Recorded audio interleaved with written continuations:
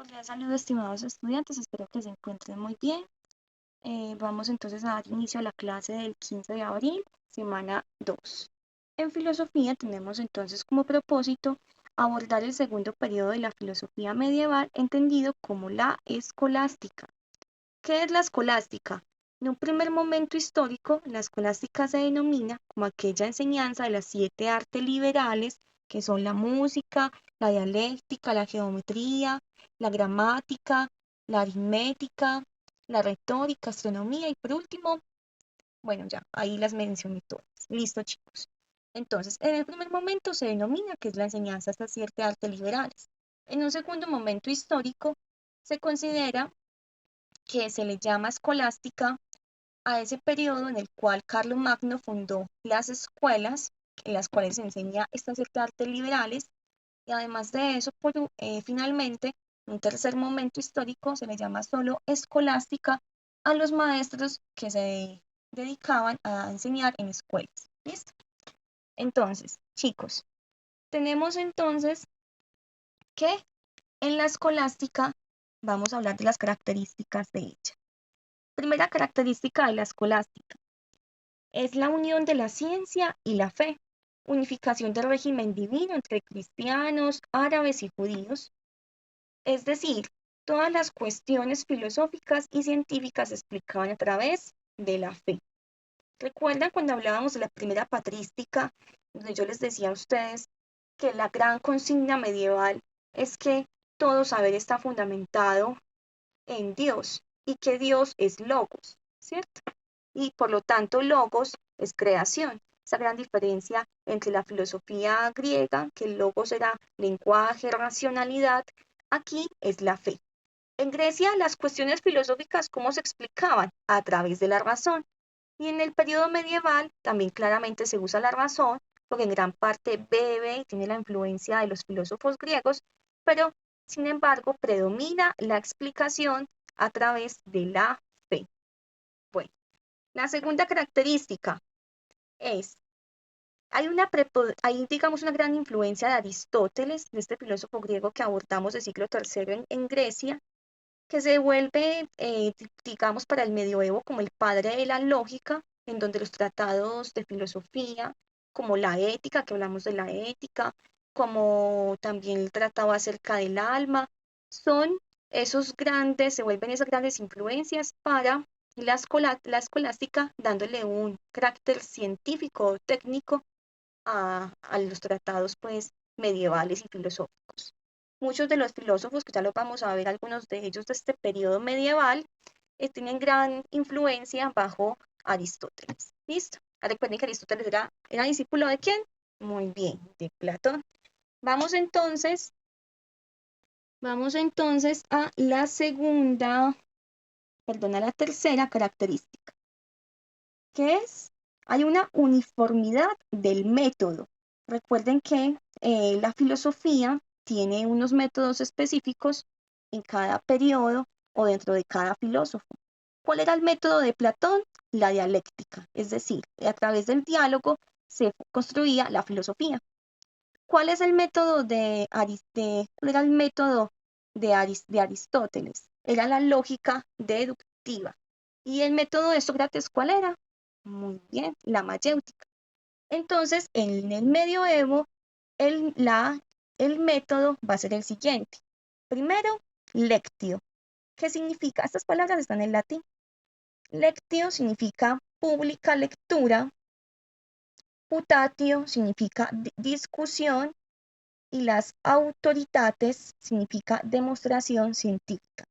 Es decir, primero se hacía una lectura de los tratados filosóficos griegos o los tratados bíblicos o teológicos, ¿cierto? ¿Que la teología qué es? Es muy bien la investigación o el estudio de las escrituras sagradas, en el caso pues del cristianismo y de las religiones en general.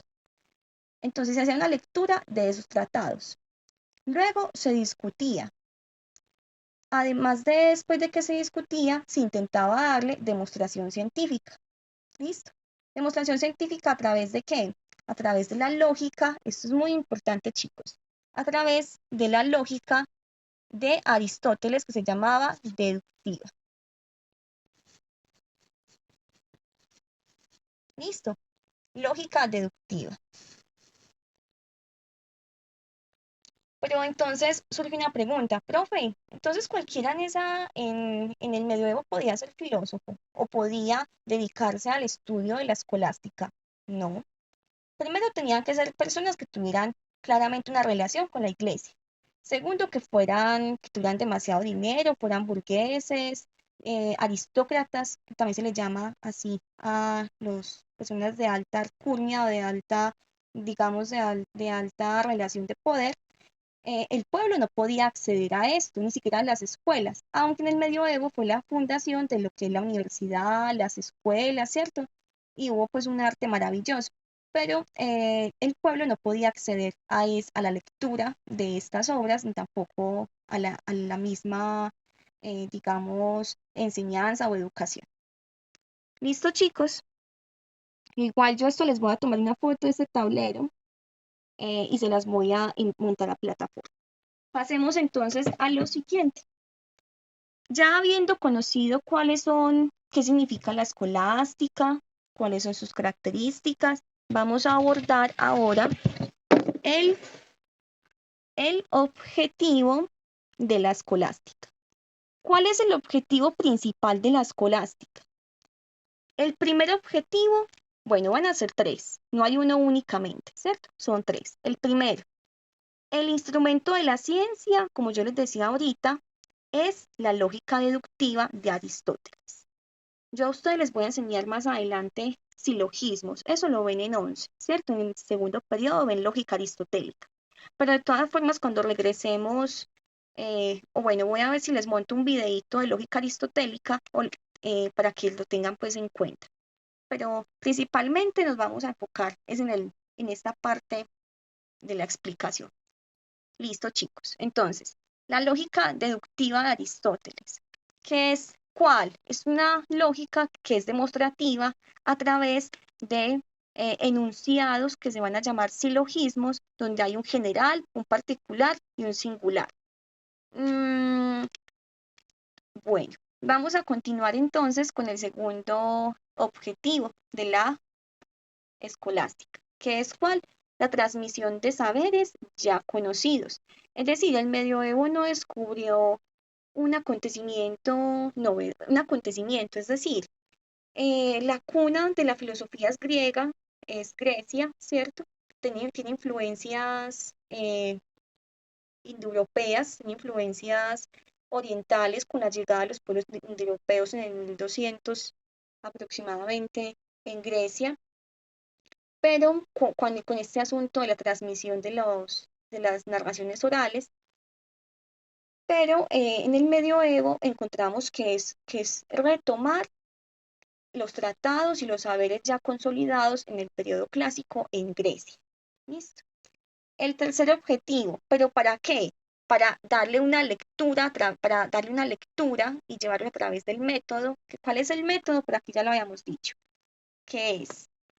El método es el siguiente, es uniformidad del método, que es letio, putatio y las autoritates, ¿cierto? Ese es entonces el método. Entonces, llevaba la transmisión de los saberes ya conocidos, pero para hacer una relectura, una discusión y una demostración científica, ¿a través de qué? De la fe. ¿Listo? A través de la fe. Bueno, el tercer objetivo. Los tratados se presentan o se denominan sumas. Por eso vamos a ver que un autor como Tomás de Aquino escribió sumas teológicas. Y eso que Tomás de Aquino es uno de los representantes más grandes del medioevo, que en un momento vamos a ver sus postulados filosóficos. ¿Cuáles tratados, profe? ¿Cómo así que tratados? ¿Eso qué es? Bueno, ¿tratados qué es? Los tratados filosóficos, especialmente tratados filosóficos o los tratados teológicos. ¿Listo? Teológicos. ¿Listo, chicos? Vamos a continuar entonces con los filósofos del medioevo, los filósofos más representantes del medioevo. Vamos a iniciar con Juan Escoto en el siguiente video.